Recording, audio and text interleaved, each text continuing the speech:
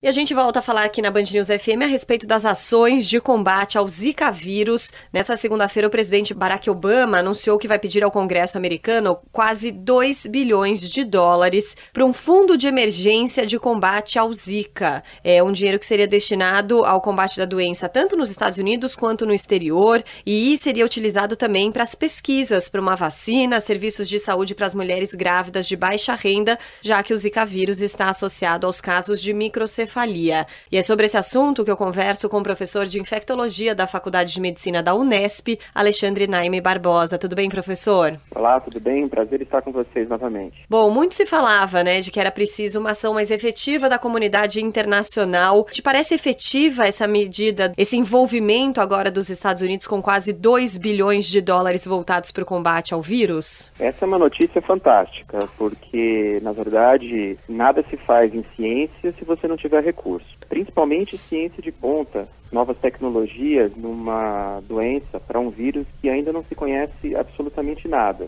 É importante lembrar que essa situação que nós estamos vivendo no Zika é muito parecida com o começo do surgimento do HIV lá na década de 80, 81, 82, 83, quando primeiro se notou o efeito maléfico do vírus, para depois se entender mais sobre a doença, sobre as características fisiopatológicas, sobre o que o vírus poderia causar. Então, esse recurso ele é fundamental, não só para o Brasil, não só para os países da América Latina e Central, onde estão concentrados os maiores números de pacientes com Zika, mas para toda a comunidade global, porque o Zika, pelo que a gente entende hoje, pelo que a gente consegue ter de dados, é uma doença potencialmente perigosa para todo o planeta.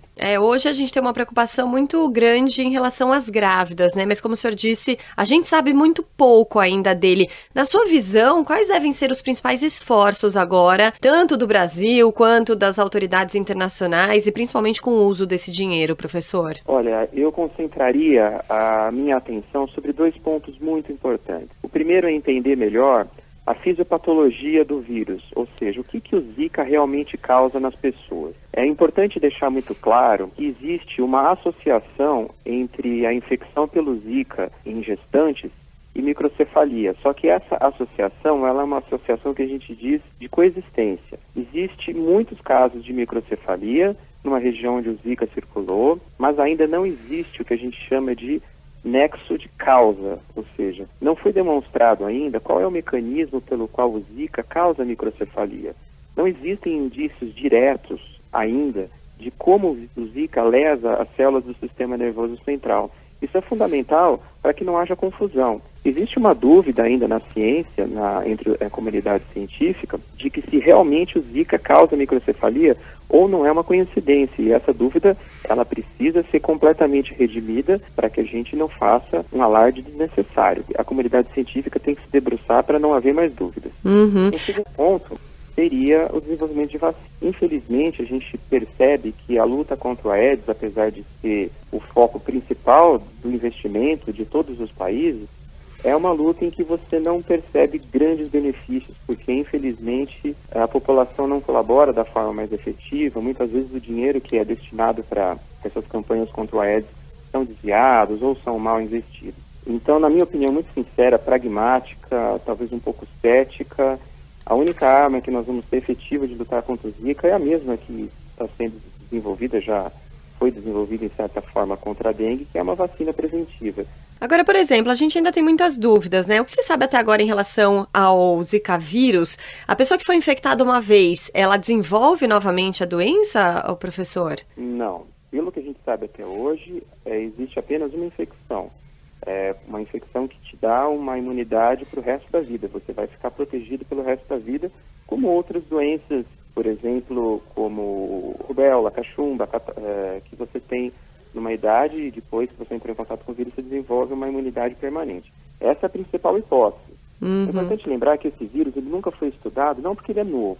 O Zika não é um vírus que tenha chegado ao nosso conhecimento muito recente.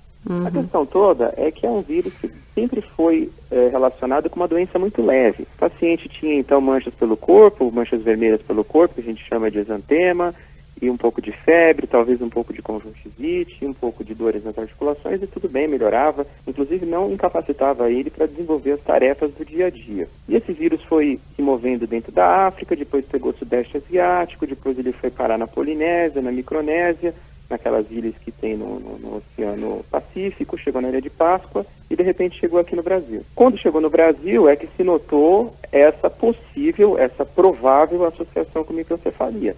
E isso despertou no começo de novembro do ano passado, de 2015, toda a atenção da comunidade científica. Agora, aquele anúncio da Fiocruz às vésperas do Carnaval de que está sendo estudado o tipo de infecção, de contaminação através da saliva e da urina, também é um fator a mais para a gente se preocupar, não? Então, esse é um fator a mais para a gente deixar um ponto de interrogação na cabeça. É importante dizer o seguinte, muito claramente, a única forma de transmissão do Zika que tem importância epidemiológica, ou seja, que tem impacto de alastrar, de pegar muitas pessoas, de causar uma epidemia, é o Aedes. Todas as outras formas de transmissão que já estão reconhecidas, por exemplo, é possível a transmissão do Zika pela atividade sexual, é possível a transmissão do Zika por transfusão de sangue, é possível a transmissão do Zika na hora que a criança está nascendo de mãe para filho. Todas essas transmissões, elas são possíveis, mas elas não têm um impacto em termos de epidemia. Seria a exceção da regra. A regra é a transmissão pelo Aedes. O que acontece com a saliva e com a urina? É que foi encontrado o vírus lá. Não se sabe se encontrar o vírus na saliva é possível transmissão. Então, urina e saliva são meios de transmissão que precisam ser estudados. Nunca foi relatado e isso precisa ser melhor avaliado. A gente conversou aqui na Rádio Band News FM com o professor de infectologia da Faculdade de Medicina da Unesp, a Universidade Estadual Paulista, Alexandre Naime Barbosa. Muito obrigada mais uma vez pela sua atenção comigo e com os ouvintes, professor. Foi um prazer, até mais.